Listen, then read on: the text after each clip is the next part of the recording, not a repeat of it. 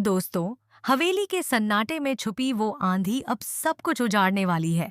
गुलाब सिंह ने कहा कि क्षमा किने को की थी क्या कुशु गिलबाइक ने ईशा को सूरज से हमेशा के लिए दूर करने की ठान ली है और उसी के लिए उसने रिया के साथ मिलकर रचा है अब तक का सबसे खतरनाक खेल, काव्या का किडनैप।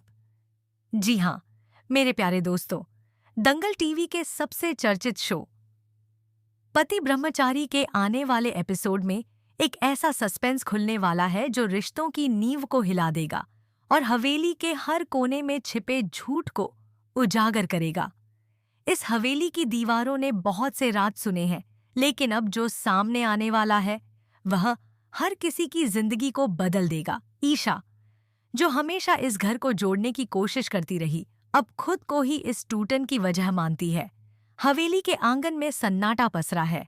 जहां कभी गीतों की गूंज और मेहंदी की खुशबू हुआ करती थी, वहां अब ठंडी हवा और आंसुओं की चमक बाकी है। ईशा सूरज की तरफ देखकर कहती है, इस घर में जो कुछ भी हुआ उसका जिम्मा मेरा है। शायद मेरे जाने से इस हवेली को सुकून मिल जाए। उसकी आवाज कांप रही है, मगर चेहरा दृढ़ है। तभी हवेली का पुराना दरवाजा जोर से खुलता है और सूरज अंदर आता है, गुस्से, दर्द और बेबसी से भरा हुआ। ईशा, ये क्या कह रही हो तुम? वह चिल्लाता है, तुम इस घर की जान हो, मेरी जिंदगी हो। तुम्हारे बिना ये हवेली एक खाली खोल है। ईशा की आंखों में आंसू भर आते हैं, पर वह खुद को संभालती है और कहती है, मैं नहीं चाहती कि मेरी वजह से कोई और दुख झेले।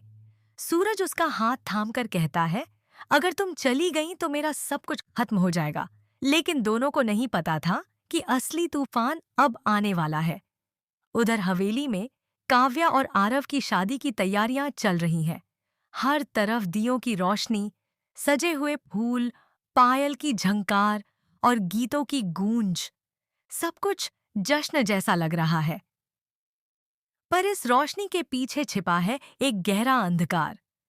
हवेली का मुखिया गुलाब सिंह बाहर से सबका भला चाहता दिखता है, पर उसके दिल में कुछ और ही चल रहा है। उसे डर है कि अगर काव्या और आरव की शादी हो गई और ईशा सूरज के करीब आ गई तो उसकी सारी योजनाएं बर्बाद हो जाएंगी। इसलिए उसने अपनी चाल चल दी। उसने रिया को अपने लालच के जाल में फंसा लिया। वही रिया जिसे कभी ईशा ने जेल से बचाया था, अब ईर्ष्या और मोह के जाल में उलझ चुकी है। रिया को अब सिर्फ एक ही सपना दिखाई देता है, आरव उसका हो, चाहे इसके लिए किसी की जिंदगी क्यों न बर्बाद करनी पड़े।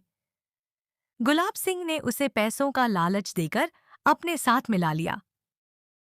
एक दिन रिया ने काव्या से कहा, चलो आज शॉपिंग चलते हैं।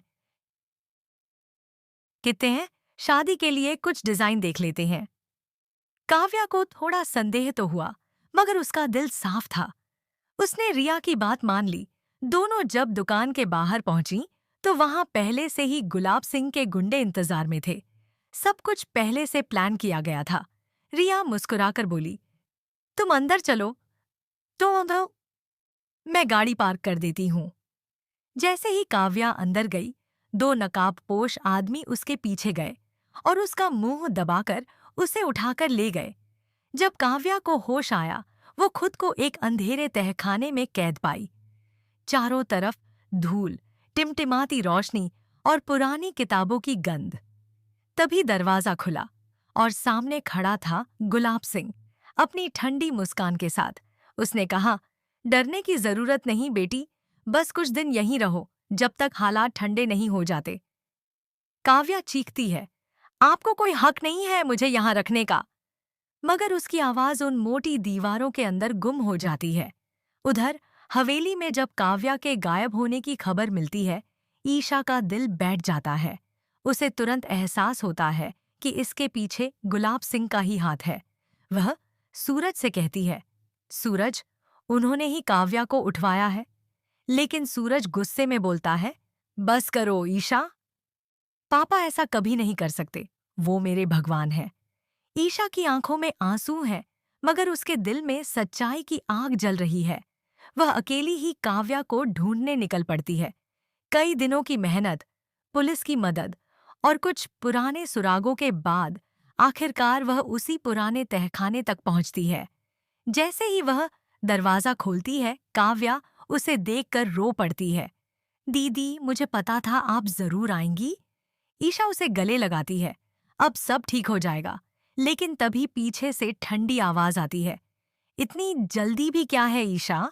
गुलाब सिंह वहां अपने गुंडों के साथ मौजूद होता है।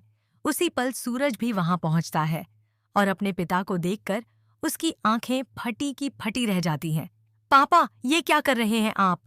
वो चिल्लाता है। गुलाब सिंह हंसते हुए कहता है, जो तेरे भले के लिए जरूरी है बेटा। ईशा गिड़गिड़ाती है, कृपया काव्या को छोड़ दीजिए। लेकिन गुलाब सिंह एक शर्त रखता है।